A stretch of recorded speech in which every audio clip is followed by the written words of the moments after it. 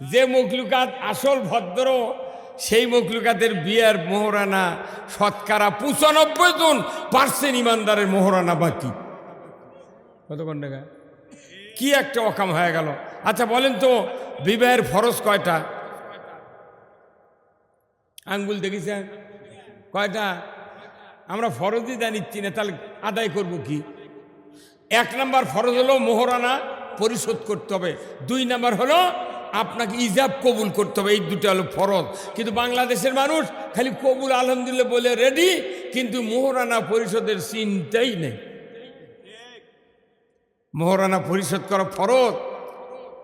বাংলাদেশের মহিলাগুলা যারা স্বামীকে স্বামী হিসাবে কবুল করে, কবুল আলহামদুলিল্লাহ বলে, তারা শিক্ষিত হোক অশিক্ষিত হোক, তারা তো নগদ বাকি ঠিকই বোঝে। হ্যাঁ কথা বলেন? একটা সাধারণ মানুষ অশিক্ষিত হোক নগদ বাকি বোঝে না। তাহলে ওই মেয়ের সামনে একটা উকিল যা বলেছে উমুকের পুত্র এত টাকা নগদ এত বাকি, চাইবা মাত্র দিতে বাধ্য থাকবে, এই অঙ্গীকারে তোমাকে শাদী করতে আসিয়াছে, তুমি তাকে স্বামীত্বে কবুল করো, কি ফোর্স করো। তাহলে ওই মেয়েটার যদি বিবেক থাকতো বলতো যে না আমি বাকি কবুল করব না, তাহলে আর পালসার মিস, দুপুরে খাওয়াও মিস। কতক্ষণ? এই বড় কুমিরা ছোট কুমিরা মিলে এই বগুড়া সদরে যদি 10টা মেয়ে যদি এইভাবে বাকি কবুল না বলে যদি বরকে ফেরত দিত, 11 নম্বর বর যে আসতো এই এলাকার, বাপকে বলতো আব্বা 1 শতক জায়গা বেচে আমাকে মোহরানার টাকা পকেটত দাও, তাছাড়া অপমান হওয়া যাবে না। এই কথা বললে ঠিক কিনা? এই দেশের পিঠাগুলা মেয়ের বাবাগুলা কি রকম বুদ্ধিমান। এই মেয়ের বাবা তো সুলতানগঞ্জের হাটে মহাস্থানের হাটে একটা গরু বিক্রি করতে যায়, কুরবানির হাটে 1.5 লাখ টাকা দাম। একজন খরিদ্দার 1.5 লাখ টাকা দাম মিটে 50,000 টাকা দিয়ে বলিচ্ছে চাচা যখন আপনার টাকার দরকার আমার বাড়ির থেকে নিয়ে আসবেন। ওই বাপ কি, ওই মেয়ের বাপ কি গরু বাকি দেবে, খাসি বাকি দেবে, ভেড়া? তুই গরু ভেড়া খাসি বাকি দিল না। আমার একটা মেয়ে চল 18 বছর পরে যৌবনের লাবণ্য ভরপূর্ণ হোক, কালো তাও হাত পাও বেলানের লাগান, এত সুন্দর একটা মেয়ে কলিদের টুকরা, তুমি কোন সাহসে এই বাটপারে হাতে বাকি দিলে? হ্যাঁ কতক্ষণ? তুমি গরু বাকি দাও না, খাসি বাকি দাও না, তুমি কেন মানুষ বাকি দিলে? এই বাকি দিয়ে দিয়ে হুজুররা মিথ্যা কথা কয়, বিয়ে পরে পরে সারা বাংলাদেশ শেষ করে দিয়েছে। আগামী দিন থেকে নগদ বিয়ে করার পার্টি কারা কারা? 2 হাত তোলে আল্লাহকে দেখা।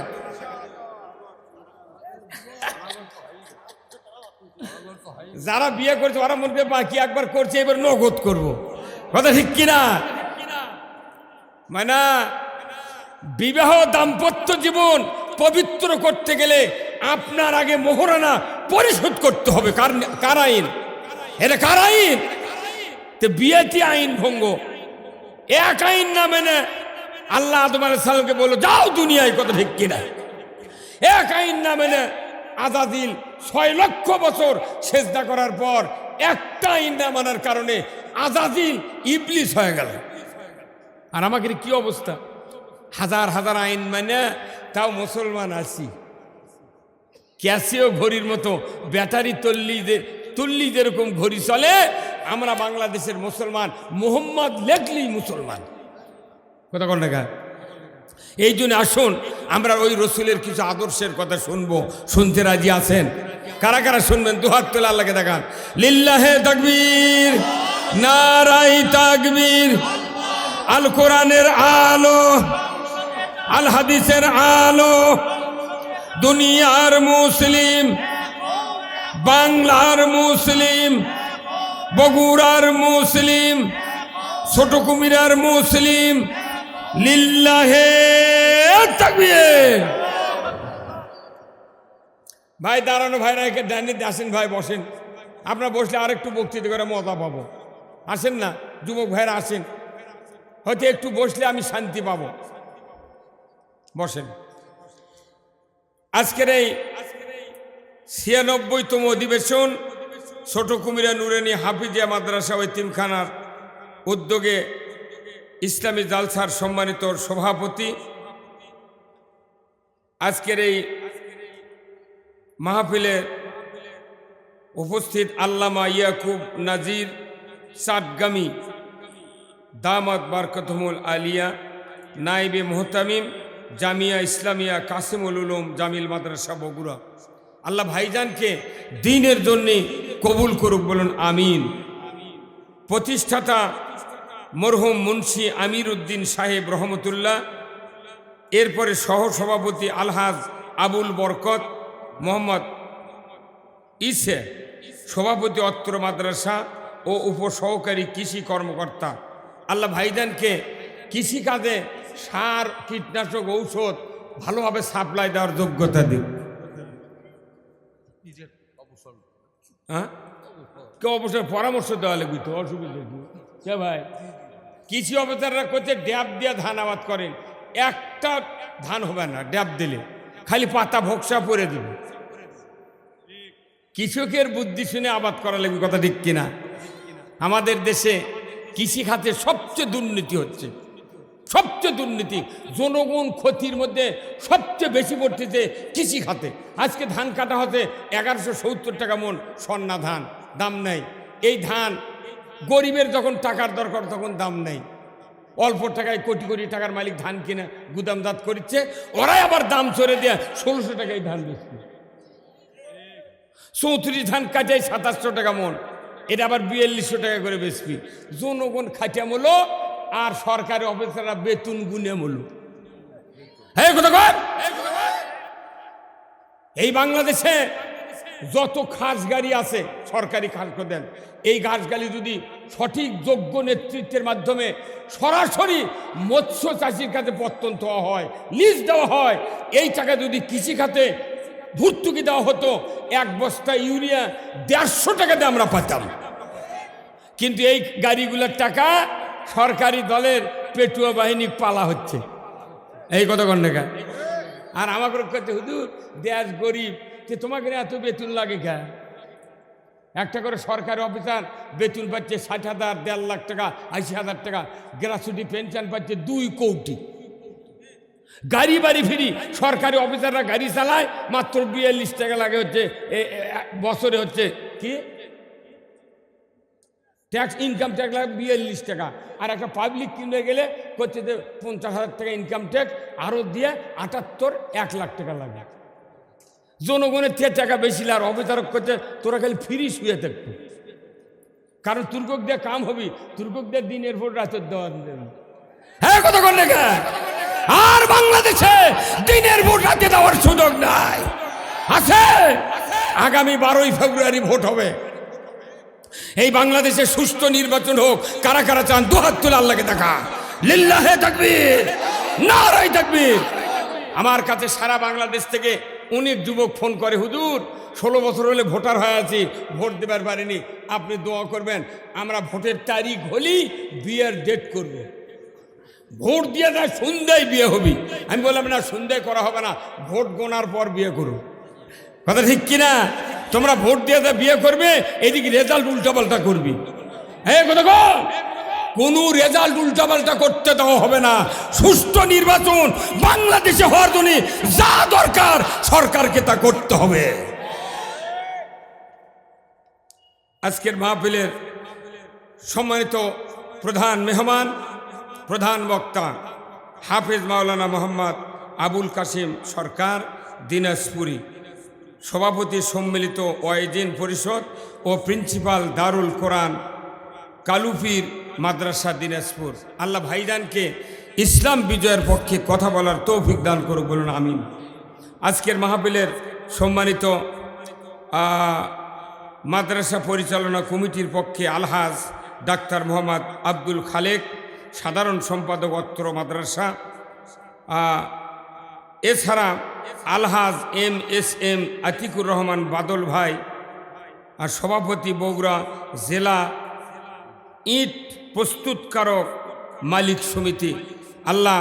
এছাড়াও স্থানীয় ওলামাই কেরামগণ, মঞ্চে বসা সুধীবৃন্দ, সামনে বসা মুরব্বিনে কেরাম, হাজী সাহেবগণ, বিভিন্ন মসজিদের ইমাম, মুয়াজ্জিন, মুক্তাদি সহ বিভিন্ন রাজনৈতিক দলের নেতৃবৃন্দ, যুবক ভাইয়েরা, প্রাইমারি মাদ্রাসা, হাই স্কুল, কলেজ, বিশ্ববিদ্যালয়ের শিক্ষক মহোদয়গণ, ছাত্র ভাইয়েরা, আজকের মাহফিলের উপস্থিত পর্দার অন্তরালে হাজারো মা বোনেরা, কচি কাচারা এবং প্রচার মিডিয়ার সম্মানিত মাইকালা এবং ভিডিওম্যান ভাইয়েরা, সাংবাদিক ভাইয়েরা, এনএসআই, ডিএসবি, ডিজিএফআই সহ বিভিন্ন প্রশাসনিক কর্মচারী কর্মকর্তাবৃন্দ, ইন্তেজামিয়া কমিটিবর্গ সহ আজকের এই মাহফিলে উপস্থিত সর্বস্তরের জনতা, আসসালামু আলাইকুম রহমতুল্লাহ।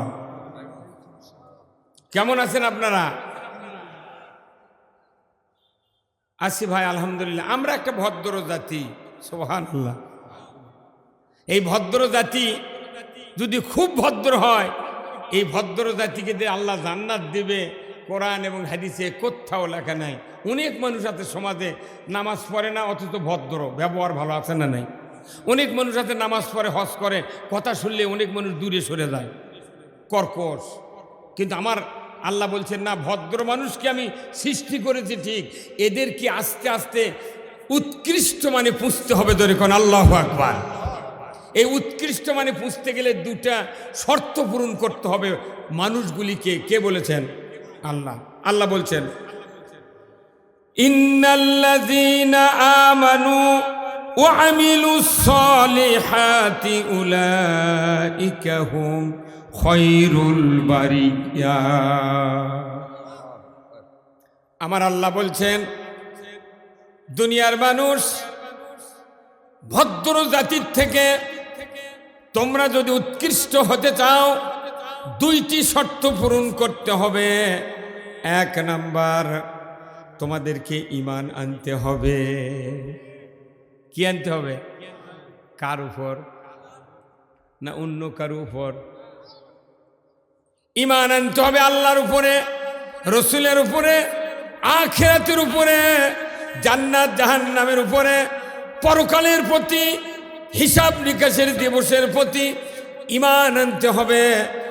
আর দ্বিতীয় শর্ত হলো ভালো ভালো কাজ করতে হবে। এই দুটা শর্ত যদি পৃথিবীর মানুষেরা যদি পূরণ করে, আমার আল্লাহ বলেছেন তোমরাই সর্বোৎকৃষ্ট জাতি। কিন্তু আমাদের সমাজে ইমানদার আছে, ভালো কাজ করার পার্টিও আছে, ওই লোক আবার মন্দ কাজ করারও অভ্যাস আছে। ভালো আর মন্দ একসাথে করে, ইমানও আছে। এইরকম সাইডের মানুষ পৃথিবীতে আছে না নাই? হ্যাঁ, এই যে আপনাদের সবচেয়ে বৃহৎ একটা বাজার, আমার মনে হয় উত্তরবঙ্গের মধ্যে সবচেয়ে বড় বাজার হলো গোদারপাড়া। গোদারপাড়া থেকে 10টা তরকারি কিনলেন, মিষ্টি লাউ, ছাঁচি লাউ, কফি, টমেটো, বেগুন, আলু, আনাজ, গাজর, 10-12টা তরকারি একত্রে কুটে একটা পাতিলে দিলেন। আজ তো খাবার দিয়ে ভাতটা দেওয়ার পর যদি বলে কেউ, ভাই গাজরের তরকারি নিয়ে আসো, তরকারি পাতিলের দেশে কয়টা? আর ডাকিচ্ছে কাক? মানছি কি বিশ্বাস করবি? তাহলে ওই তরকারির নাম কি হচ্ছে? নিরামিষ না, লাবড়া। সবজির 2-3টা তরকারি লাগে, কিন্তু এটা তো 10টা তরকারি, এ লাবড়া। তাহলে যে পাতিলের ভেতর অনেকগুলি তরকারির সমাহার, এই তরকারির কোনো সিন্ডিকেট করে কোনো তরকারির নাম ধরে ডাকা হয় না, এ তখন হয়ে যায় কি? লাবড়া। তা আমাদের দেশে 18 কোটি ইমানদার, কিন্তু ইমান আছে ঠিক, কিন্তু ভালো কাজও আছে, মন্দ কাজও আছে। এখন ভালো কাজ কি, মন্দ কাজ কি, এর কোনো তালিকা কোনো মসজিদের গেটের সাথে কেউ কি কোনোদিন লটকে দিছে? তারপরে আল্লাহর কোন কোন কাজ করলে ইবাদত হবে, এটার কোনো তালিকা আছে? কোন কোন কাজে নাফরমানি হবে, এর কোনো তালিকা আছে? কিন্তু ডাক্তারের কাছে যা দেখেন সিলত লিখে দিছে যে হাঁসের গোস্ত খাওয়া যাবে না। অ্যাজমা রুগী সেল মারা দিছে, ওই ওষুধের নিচি, ওষুধের পরই লিখে দিছে সিল, হাঁসের গোস্ত খাওয়া যাবে না, চিংড়ি মাছ খাওয়া যাবে না। ডাক্তার চিকিৎসার সময় এইগুলি লিখে দেয় সিলের মাধ্যমে। সব জায়গা সব পরিচালনার করার জন্য শর্ত লেখা আছে, কিন্তু মুসলমান হওয়ার শর্ত মসজিদে নাই, ইমানদার হওয়ার শর্ত মসজিদে নাই। মানুষ আল্লাহর পথে চলবে, কোনটা আল্লাহর পথ এর কোনো তালিকা মসজিদে দেওয়া হয় না, দেওয়া তো হয়ই না। কেউ যদি কথা বলতে চায় তাও কর্তৃপক্ষের চাপে ইমাম সাহেব চুপ করে থাকে। যদি আসল কথা কয় মোতাল্লির সামনে বসে থেকে গলা খাগার দেয়, তখন ইমাম দানের তো মোতাল্লির গলার আওয়াজ, তখন সামনে তাকালি মোতাল্লি চোখ দিয়ে বলে এই কি করছেন। মানে বাংলাদেশের ইমানদার আমরা না পড়ে না জানে না বুঝে ইচ্ছা মতো যার যার মতো একটা ইসলাম বানালিস। সারাদিন অফিস করিচ্ছে, সারাদিন ঘুরতেছে, টাকনুর নিচে কাপড়, নামাজ পড়বে গেলি প্যান্ট 2-3 পলট দিয়ে অজু করিচ্ছি। এটা কোন ইসলাম? যদি টাকনু ঢাকায় লাগে নামাজের সময় ঢাকে থাকো, কতক্ষণ ঢাকা, কিন্তু নামাজের সময় ঠিকই বুঝিছে টাকনুর নিচে থাকলে এটা কাপড় পরা হারাম, নামাজ হবে না। তাহলে যে লোক বলতেছে যে আমার টাকনুর নিচে কাপড় থাকলে নামাজ হবে না, পলটাচ্ছে 3 পলট দিল, এই লোকটা কি বিবেক নাই? তাহলে সবসময় লুঙ্গি টাকনুর উপর পরিতে হইবে। তাহলে এই কথাগুলো মসজিদের যদি তালিকা থাকতো তাহলে কি আমাদের সুবিধা হতো না? কিন্তু কিচ্ছু নেই। ইমানদার সকল সময় মুসলমান হিসেবে প্রস্তুত থাকতে হবে, এর তালিকা মসজিদে যদি দেওয়া থাকতো আমাদের সমাজে এত বক্তব্য দেওয়া লাগতো না। কিন্তু মসজিদ এমন একটা প্রতিষ্ঠান, তার কোনো সিলেবাস নেই। এক এক মসজিদের ইমাম এক এক সিলেবাসে বক্তৃতা করছে ইচ্ছা মতো, কথা কন নাকি ভাই? তাহলে ইচ্ছা মতো সিলেবাস মানলে কি মুসলমান হওয়া যাবে? সিলেবাস কোরআনে কে দিয়েছেন? এ ভাই একটা কোরআন শরীফ দেন না, এখানে মাদ্রাসা একটা কোরআন শরীফ দেন। আমার ভাইয়েরা, 2টি শর্ত পূরণ করলে উৎকৃষ্ট মানে উন্নতি হওয়া যাবে। এরপরে আমার আল্লাহ বলছেন, বান্দা তুমি যদি ঈমান আনতে চাও তোমাকে আর একটি শর্ত পূরণ করতে হবে। দুনিয়ার কোন মানুষ সেই শর্ত যদি পূরণ করতে ব্যর্থ হয়ে যায়, জিব্রাইল যদি তার জানাজার ইমামতি করে, ওই ব্যক্তি জান্নাতে যেতে পারবে না। এত বড় মারাত্মক শর্ত। এই শর্ত যদি কেউ পালন না করে সমাজে শান্তি হবে না। এই শর্ত যদি কেউ পালন না করে তাহলে কবরের ভেতরে প্রশ্নের উত্তর দিতে পারবে না। এত দামি শর্ত, অথচ এই শর্ত প্রত্যেকটা মানুষ আমরা অনীহা করে মানতে পারছি না। আল্লাহ কোরআনে বলছেন, তোমরা যদি ঈমান আনতে চাও, ঈমান আনার আগে একটা শর্ত পূরণ করতে হবে। আমার আল্লাহ কোরআনে বলছেন, ফামাইয়াকফুর বিত্তাগুত ওয়া ইউমিন বিল্লাহ। এত বড় কঠিন শর্ত। আল্লাহ তাআলা বলছেন, তাগুতকে অস্বীকার করো, তারপরে ঈমান আনো। ধরে কর আল্লাহু আকবার। তাগুতকে অস্বীকার করা ফরজ। কার কথা? তাগুত কি? তাগুত হলো ফেরাউনের রাষ্ট্রশক্তিকে তাগুত বলা হতো, নমরুদের রাষ্ট্রশক্তিকে তাগুত বলা হতো, আবু জাহেলের রাষ্ট্রশক্তিকে তাগুত বলা হতো, ব্রিটিশের রাষ্ট্রশক্তি তাগুত, পাকিস্তানের রাষ্ট্রশক্তি তাগুত। পৃথিবীর জমিনে যত রাষ্ট্রশক্তি আল্লাহর আইন বাদ দেয়া মানুষরা নিজেরা আইন তৈরি করে রাষ্ট্র পরিচালনা। সালাম দিয়ে খুতবা দেবার বক্তৃতা দেবার লাগে, ওই মসজিদে আওয়ামী লীগ থাক, বিএনপি থাক, জাতীয় পার্টি থাক, জাসদ থাক, সুদারু মদারু জুয়ারু তবলিগ জামাত হেফাজত চরমনায় যত কেসিমের লোক থাকবে সব 1 মিনিটের মধ্যে একজোট হয়ে যাবে। কথা ঠিক কিনা? সব দাঁড়িয়ে বলবে, হুজুর এ কি ব্যাপার? কি বলবে কি বলবে না? বলবে, হুজুর গত শুক্র আপনার দাড়ি ছিল, পাগড়ি ছিল, টুপি ছিল, আজ আপনি ডিসগাইজ সাজাচ্ছেন গা। কতক্ষণ জনগণ যখন হইছে শুয়ে, কি ব্যাপার ইমাম সাহেব বাড়ান, আপনার মধ্যে নামাজ পড়া যাবে না। এর ভেতর মোতাল্লি যদি এসে ঢুকে বলে, এই তোমরা গোলমাল করছো কেন? তখন একজন লোক বলবে, মোতাল্লি সাহেব ইমামক দেখেন। কি বলবে? ইমামক দেখেন। ইমামক দেখার পর মোতাল্লি কি উনি একাই এক পক্ষ নিবেন না ওনাদের পক্ষ নিবেন? কোনো বক্তৃতা ছাড়াই দেখা মাত্রই উনি বলবেন এক রাখছো কে মসজিদের মধ্যে এতক্ষণ বার করে দিবার পারিস নি কে? হ্যাঁ কথা কর। তাহলে দাঁড়িয়ে রাখা কি সুন্নত? সুন্নত কাটিছে সবাই খাপা, সবাই আক্রমণ। দাঁড়িয়ে রাখা সুন্নাত, টুপি দেওয়া সুন্নাত, পাগড়ি পরা সুন্নাত, অথচ এটা যখন খুলে ফেলে দেয়, কেটে ফেলে দেয়, সমস্ত মসজিদের মুসল্লি একজোট হয়ে তাকে বিতাড়িত করে। আমার দুঃখ, আমার আল্লাহ বলেছেন দাড়ি তুমি কাটলি তুমি প্রতিবাদ করো, আর আমি আল্লাহ বলে দিলাম ফামাইয়াক ফুরবে তাগুত, তুমি তাগুতকে অস্বীকার করো। তাগুতকে অস্বীকার করা ফরজ, কার হুকুম? তাগুতকে অস্বীকার করো, তারপরে ঈমান আনো। আমরা ঈমান এনেছি, কিন্তু তাগুতকে মাথার ভেনের ভেতরে, রাজনীতির ভেতরে, অর্থনীতির ভেতরে, ব্যবসার ভেতরে, চলন ফিরুন, কাজ কারবারের ভেতরে তাগুতকে রেখে যতই ইবাদত করি না কেন, আমার আল্লাহ কোরআনুল কারিমে বলেছেন ওয়ামাইয়াবতাগি গায়রাল ইসলামি দীনান ফালাই ইউকবালা মিনহু ওয়া হুয়া ফিল আখিরাতি মিনাল খাসিরিন। ইসলাম ছাড়া অন্য কোন জীবন ব্যবস্থা যারা মানবে সেটাই মানা হবে তাগুতি।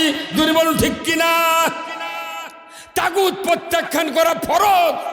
আমরা ফরজ তরক না করে, ফরজ তরক করে আমরা সুন্নত লিয়া পাগল হয়ে গেছি। হজ করতেছি, উমরা করতেছি, কিন্তু তাগুত কলজার থেকে বাদ দিতে। বাংলাদেশে সুদ আছে না নাই? এ সুদ তাগুতের আইন। সুদ কার আইন? আর আল্লাহর আইন হলো জাকাত। তাগুতের আইন সুদ, আর আল্লাহর আইন জাকাত। বাংলাদেশে কি জাকাত আছে ভাই? তাহলে আপনি কি দিয়ে বাঁচবেন? কি দিয়ে বাঁচবেন আপনি? আল্লাহর আইন ছাড়া বাংলাদেশের মানুষের বাঁচার কোনো উপায় নাই। এই বাংলাদেশে আল্লাহর আইন কায়েম হোক। কারা কারা চান দুহাত তুলে আল্লাহকে দেখান। লিল্লাহে তাকবীর, নারায়ে তাকবীর। আল্লাহর আইন কায়েম করতে কে কে চান? কয় হাত তুলতে বললাম? তে আপনি দুই হাত তুললেন কি? আমরা বলেছি যে দুই হাত তোলেন। কয় হাত তোলা লাগবে? তে তুললেন না কা? কারণ এই দুটো হাতে, এক হাতের সাথে আর এক হাতের সম্পর্ক আছে। আপনি পৃথিবীতে যত কাজ করবেন এক হাত দেওয়া সম্ভব নয়। আপনি ভাত খাবেন তাও দুই হাত লাগবে।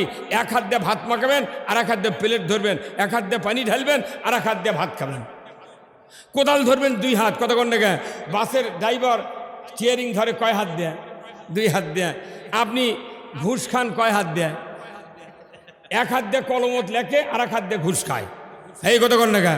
প্রত্যেকটা কাজ আপনাকে চুরি করতে দুই হাত লাগবে। প্রত্যেকটা কাজ হলো দুই হাত দেয়। এই দিন মানুষের হাত তুলতে বললে দুই হাত নাই এক হাত তুলবেন বলা লাগে না, ইচ্ছা করে দুই হাত তোলে। কারণ কি এই হাতের দাম আছে। এই পৃথিবীতে যার হাত ভালো পৃথিবী ভালো, হাত খারাপ পৃথিবী খারাপ। আল্লাহ কোরআনে বলছেন জাহারাল ফাসাদু ফিল বাররি ওয়াল বাহর বিমা কাসাবাত আইদিন নাস। জলে স্থলে যা কিছু ঘটে বান্দা, তোমাদের দুই হাতে করা কাজের ফল। যদি বান্দা তোমার হাত দুটা ভালো করো, দুনিয়া ভালো হবে। হাত যদি দুটা খারাপ করো, দুনিয়াতে বক্তৃতা যতই দাও না কেন দুনিয়া ভালো হবে না। তাহলে দুনিয়া ভালোর মধ্যে আর সবচেয়ে মূলধন হচ্ছে দুটা হাত। কয়টা হাত? এই দুটা হাত ভালো বানার লাগবে। আগে আমি রাস্তা কি করব, আমি বাড়ি ঘর কি করব, আগে মানুষের হাত ভালো করা লাগবে। এই হাত ভালো করতে গেলে হাত খারাপের জন্য যে বিচার আছে এই বিচার কাজ করতে হবে। কথা ঠিক কিনা? একটা মানুষ হাত দিয়ে চুরি করে, এই হাত ভালো করে বক্তৃতা দিতে ভালো হবে? বক্তৃতা দিতে ভালো হবে ভাই? হাত ভালো করার জন্য কি করা লাগবে? এই হাত ভালো করার জন্য আইন পাস করা লাগবে। এই যত মানুষ হজ করছেন, উমরা করছেন, সৌদি আরবত গেছেন, কোনো হাত কাটার লোক দেখেছেন সৌদি আরবত? কেউ দেখেছেন যে এই লোকটা চুরি করছে? কেউ দেখেনি। কারণ হাত কাটার আইন কায়েম করছে সৌদি আরবত। ওই হাত কাটার ভয়ে একটা লোকও চুরি করে না। আর আমার দেশে হাত কাটার আইনের কথা কলে মানুষ করছে এরা হাত কাটা মানুষ পুঙ্গু বানাবে। চোর তোই মুরগি চুরি, হাঁস চুরি আর ওই বেলুন চুরি তো হাত কাটা হবে না। হাত কাটা লাগবে 5টা গ্যারান্টির পর: খাদ্য, বস্ত্র, চিকিৎসা, শিক্ষা, বাসস্থান। এই 5টা গ্যারান্টির পর যদি কেউ চুরি করে তার হাত কাটা হবে। কিন্তু বাংলাদেশে কলমের প্যাঁচ দিয়ে কোটি কোটি টাকা চুরি করছে, ওর মেডেল দিয়ে হেলিকপ্টার দিয়ে পার করে দিচ্ছে। এই কতক্ষণ টাকা। এই বাংলাদেশ ভালো করতে আগে হাত ভালো করা লাগবে, হাত পবিত্র করার আইন পাশ করা লাগবে। কোরআনে আল্লাহ বলছেন, ওয়াসারিকু ওয়াসারিকাতু ফাকতাউ আইদিয়াহুমা। চোর আর চন্নি যদি ধরা পড়ে 5টা গ্যারান্টির পর যদি কেউ চুরি করে নৈতিক চরিত্রের কারণে, আমার আল্লাহ বলেছেন একটা চোরের বা নারী কিংবা মহিলার যদি হাত কেটে দেওয়া হতো, ডিসেল লাইনে দেখানো হতো, বিটিভি, এনটিভি, এসিটিভি, 21, 24, 71, 75 যুগান্তর চ্যানেলে যদি একটা চোরের হাত কাটার দৃশ্য দেখানো হতো, আল্লাহর ইজ্জতের কসম, হুন্ডা চুরি, গরু চুরি, পুকুরের মাছ চুরি তো দূরের কথা, মসজিদে এক জোড়া জুতাও চুরি হতো না।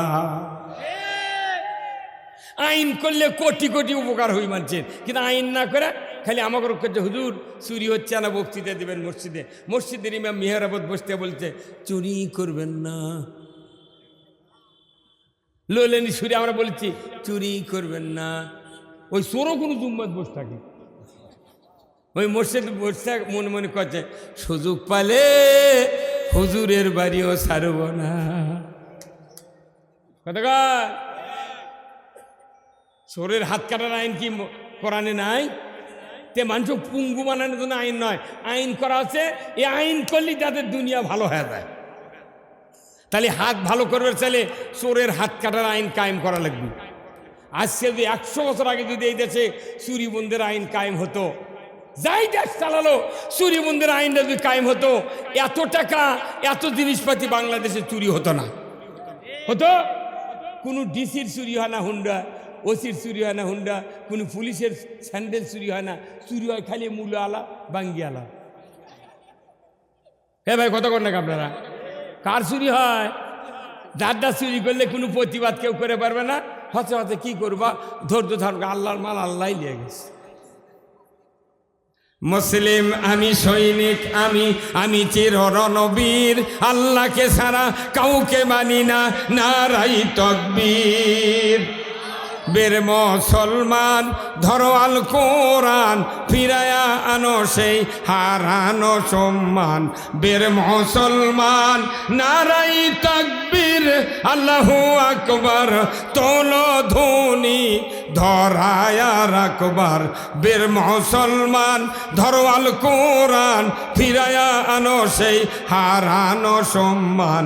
বের মুসলমান আমরা বীরের জাত, কোরআন বিজয় না থাকার কারণে শিখে ইন্দুর বিড়াল আমাদের মাথা লাগতেছে। বলুন তো আমরা বিয়ে করি কি দিয়া? এখন না এই কিতাব কি? আমরা বিবাহ করি কি দিয়া? কোরআন দিয়া। নামাজ পড়ি কি দিয়া? কুরবানি করি কি দিয়া? হজ করি, জানাজা করি, সব কাপন কাটি সব কোরআন দিয়া। তো দেশটা কোরআন দিয়ে চললে তোর ক্ষতি কি? হ্যাঁ হুজুর কথা কন না, আপনি কথা কন না। দেশটা কোরআন দিয়ে চললে কোন ক্ষতি আছে? এই ভাই আপনারা এদিকে গেছেন, সিএল এদিকে গেছেন, তো এ দূরে থাকলে খুব সম্ভাবনা সন্দেহ হয় আমার যে আপনাদের কোন গ্রুপ। হ্যাঁ কথা কন না। বাংলাদেশের সাধারণ মানুষ সব আলিমদের আগে জান্নাতে যাবে ইনশাআল্লাহ।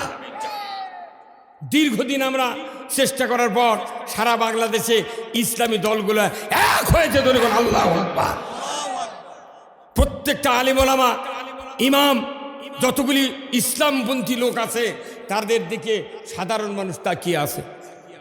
যদি তারা ডাক দেয় একবার, টেকনাফ থেকে তিতুলিয়া, পঞ্চগড় থেকে পাথুরিয়া ঝড় উঠে যাবে। এদেশের মাটিতে কোরআন যদি বিজয় হয়, কোনো রাজনৈতিক দলের ক্ষতি হবে না, কারোর কোনো ক্ষতি হবে না, দুনিয়ায় নিরাপত্তা বজায় রাখবে। ধরে বল ঠিক কিনা? এই কোরআন এসেছে মানুষগুলিকে মুক্তি দেওয়ার জন্য, আখেরাতে আর দুনিয়ায় শান্তি দেওয়ার জন্য। আজকে বাংলাদেশে জানা হচ্ছে কি হচ্ছে না, এতই জানা হচ্ছে বুঝছেন। এদের এখানে সবার মার্কেটে যা দেখেন এক শ্রেণীর যুবক যুবতী ঘুরতেছে, খালি পাঁপড় খাচ্ছে। কিলাব কিলাব 1 মাস রমজানের রোজা হয়, টাউনত বাজার করার মহিলা নিউ মার্কেট দেখলে মনে হয় কচুর সাথে গলা দিয়ে মারা যায়। রোজা করা ফরজ, পর্দা করাও ফরজ। 1 মাস রোজা করে 15 দিন থেকে একবারে মার্কেটে, এই যে মার্কেট করতেছে হাজার হাজার মহিলা, মার্কেটও ঢোকার বুদ্ধি নেই। তাহলে এগুলো নামাজও হচ্ছে, মসজিদের ইমামতিও করছে, কিন্তু ইমামরা কোনোদিন এগুলো কথা করছে না। খালি সিভিট, লোকের হচ্ছে ক্যান্সার, সিভিট ওষুধ দিয়ে চলে যাচ্ছে। লাভ কি?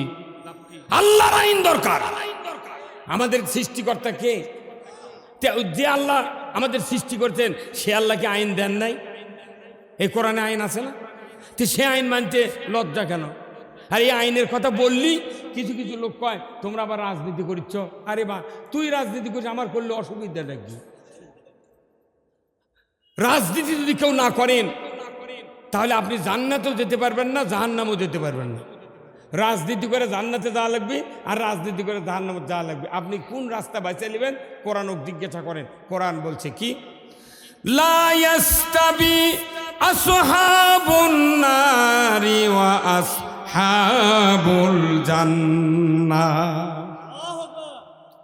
যারা জান্নাতি হবে তারা হবে এক ধরনের, আর যারা জাহান্নামী হবে তারা হবে আর এক ধরনের। কারুর সাথে কারু তাহজিব তামুদ্দুন, কৃষ্টি, কালচার, অর্থনীতি, রাজনীতি, সমাজনীতি, কারুর সাথে কারুটা মিলবে না। 2টা গ্রুপ থাকবে, একটা হবে জান্নাতি গ্রুপ আর একটা হবে জাহান্নামী গ্রুপ। ধরে বলুন ঠিক কিনা? দুনিয়াতে মিক্সার অবস্থায় আমরা যদি বসবাস করি, কিন্তু কবর থেকে যখন হাসরের ময়দানে উঠব, আমার আল্লাহ কোরআনুল কারিমে সূরা ইয়াসিনে ঘোষণা দিয়েছেন, ওয়ামতাজুল ইয়াউমা আইয়ুহাল মুজরিমুন। কিয়ামতের দিন আল্লাহ তাআলা বলবেন, হাসরবাসীরা আজকে হাসরের ময়দানে বদকারেরা, বেনামাজিরা, সুদখোরেরা, যারা অন্যায় করেছিল পৃথিবীর জমিনে, তারা নেককারদের কাছ থেকে আলাদা হয়ে যায়। দুনিয়াতে ঈদের নামাজ দিয়ে যদি খেলে বিচার হতো, বাংলাদেশের একজনও জাহান্নামে যাবে না। কতক্ষণ ঈদের দিন নামাজ হয় না ভাই? ওই ঈদুল ফিতর, ঈদুল আধার, ওই নামাজের চেহারা দেখে যদি খালি আল্লাহ বিচার করতো, একটা লোকও জাহান্নামে যাবে না। সবারই মাথার টুপি, সবারই চুজ পায়জামা, নতুন পাঞ্জাবি, আতর, কানুদ আতর, ভারত যায় নামাজ, কার জাহান্নামে দিবি আল্লাহ? কথা। কিন্তু ওই ঈদের দিনে 3 ঘন্টার মুসলমানরা জান্নাতে যাওয়া যাবে না। যেমন ইচ্ছা তেমন সাজো। এই অ্যানুয়াল ফোর্সের সময় বিভিন্ন হাই স্কুল কলেজে অ্যানুয়াল ফোর্স হয় না ভাই? দেখবেন আপনারই সাথে লেখাপড়া করছে, এই ছাত্র ডিসগাইজ সাজিছে, যেমন ইচ্ছে তেমন সাজো। একবার মাটিতে পুরো শরীর লেপ দিয়ে আছে, কৃষক হয়ে নাঙ্গল আর জোয়াল্লে ঘুরছে। 2 ঘন্টার পর এই লোক গোসল করে আসে, ঘোষণা হচ্ছে আজকে যেমন ইচ্ছা তেমন সাজে ফার্স্ট প্রাইজ লুৎফর রহমান, 9ম শ্রেণীর ফার্স্ট বয়। অথচ আপনি সেকেন্ড বয়, আপনি বুঝতেই পারেননি এই ফার্স্ট বয় কখন এইরকম হলো। তা আমরা মনে করছি যে পৃথিবীতে 2.5 ঘন্টা 1.5 ঘন্টার মুসলমানের ডিসগাইজ সাজা আল্লাহ বোধহয় জান্নাত দেবে। অত সহজ নয়। জান্নাতে যেতে গেলে 2.5 ঘন্টা নয়, 10 বছর থেকে শুরু করে মৃত্যু পর্যন্ত আল্লাহর আনুগত্য করতে হবে। কোনো এক দিন এ দেশের আকাশে কলেমার পতাকা উড়বে, সেদিন সবাই খোদাই বিধান পেয়ে দুঃখ বেদনা ভুলবে। কোরআন ছাড়া দুঃখ বেদনা ঘোষার কোথাও কোনো বিষয় নাই, কোনো রাস্তাও নাই তার কথায়। কোরআন ছাড়া মানুষের মুক্তি আসবে না। অথচ আজকে আমাদের দেশে 54 বছর হলে মুসলমান দেশ চালায়, পাকিস্তান 24 বছর মুসলমান দেশ চালালো, 190 বছর কাফের চালালো ব্রিটিশ গভর্নমেন্ট। এই ভারতবর্ষের 1 ইঞ্চি জায়গা আল্লাহর আইন কায়েম হতে আমরা দেখি নাই। যার কারণে আজকে পৃথিবীর ৩৫০ বছর হচ্ছে ব্রিটিশের থেকে শুরু করে ৩.৫ পুরুষ দুনিয়ার থেকে বিদায় হয়েছে। আমরা যে কোরআনের ইসলামের কথা বলছি, কেউ কেউ ইসলামকে নতুন একটা চিন্তা ভাবনা করতেছেন। কিন্তু দুঃখের বিষয়, কবরে যখন শোয়ান হবে, প্রথম প্রশ্ন হবে মান রব্বুকা, তোমার রবকে, অমা দিনুকা, তোমার জীবন ব্যবস্থা কি ছিল, অমান নাবিউকা, তোমার নেতা কে ছিল, মান হাজার রাজুল, ওই পুরুষটিকে। এই 4টে প্রশ্ন কবরে করা হবে। হাসরের ময়দানে 5টা প্রশ্ন করা হবে। 5 আর এই 4 9, এই 9টা প্রশ্নের উত্তর আমল করে পড়ে জানিয়ে বুঝে আপনাকে কবর ঢুকতে হবে। এর আগে যদি ঢুকি বাটাম ফাটাবি। কথা কই ঠিক কিনা? অত সোজা নয়। পরীক্ষা দিতে হবে, কবরের ভেতরে ভাইবা হবে, রিটেন পরীক্ষা হবে। কোথায় মুসলমান? আমরা মনে করেছি যে নামাজ কালাম পড়বো না, বড় মোহতামিম, বড় পীর সাহেব, বড় আলেমোলাম বক্তাক দিয়ে জানাজা করে কবরের মধ্যে থুচ্ছে পশ্চিম দিক মুখ করে, তাই না? ওই হুজুর নামিছে কবর লাশ নামানোর জন্যে। উপর থেকে বলা হচ্ছে, হুজুর দেখেন তো লাশটার চেহারা কি কেবলার দিকে আছে? হুজুর তখন কাফনের উপর থেকে নাকত হাত দিয়ে বলেছে, হ্যাঁ একবার কেবলার দিকে। উপর থেকে যা, লোকটার কি ভাগ্য কেবলার দিকে হয়ে আছে। আপনি জানেন রসুলের হাদিস পড়ছেন, আল্লাহ রসুল বলছেন, কে কোন কায়দার মুর্দা এই কবর যখন দাফন হয়ে যাবি, কে নামাজি কে বেনামাজি, কে পশ্চিম দিকে মুখ ঘুরেছে কে ঘুরায়নি, এর স্পষ্ট দলিল। যখন দাফন হয়ে যাবে আল্লাহ তাআলা তো জানে ই কোন কেসিমের মুর্দা। কি ভাই জানে না? দাফনের পরই যদি আপনি আমি সিমেন্টের ঢালাই দিয়া বেনামাজিকে যদি পশ্চিম দিক করে শুয়ে তুই, খালি মাটি দেওয়ার পরই আল্লাহ ফেরেশতা একদম মুর্দা পূব দিক করে থুবি। মুনকান্নকে ঢুকে তাতে বোঝে ই কোন কায়দার মুর্দা। অত উল্টা পাল্টে কে দেখবি? আর চেহারা কোন দিক থাকলে এটা আল্লাহ করে দেবে। কতক্ষণ টাকা আমিয়া মনে করবেন না আল্লাহর কোন এইগুলি পরিবর্তন করতে 1 সেকেন্ড টাইম লাগে। আল্লাহ শুধু বলেন কোন, সাথে সাথে হয়ে যায়। আমার ভাইয়েরা, আমি বলতেছিলাম মানুষগুলি যদি তাগুতকে প্রত্যাখ্যান করা ফরজ মনে করতাম, আমার দেশে 100 বছর আগে ইসলাম বিজয় হয়ে যেত। আজকে যারা খুতবাতে নামাজ পড়লেন, মসজিদে যারা নামাজ আদায় করলেন, সানি খুতবা প্রতিদিন প্রতি শুক্রবারে পড়া হয় একটা হাদিস। ওই হাদিসটা বছরে 52 বার পড়া হয়। বাংলাদেশে 54 বছরে 2 কোটি 8 লক্ষ বার এই হাদিস পড়া হয়েছে। সূরা নহলের 90 নম্বর আয়াত পড়া হয়েছে, ইন্নাল্লাহা ইয়ামুরু বিল আদলি ওয়াল ইহসান ওয়া ইতাইযিল কুরবা ওয়া ইয়ানহা আনিল ফাহশাই ওয়াল মুনকারি ওয়াল বাগই ইয়াইযুকুম লাআল্লাকুম তাযাক্কারুন। এই আয়াতটা প্রতি মসজিদে জুমার দিনে সানি খুতবাতে তেলাওয়াত করা হয়।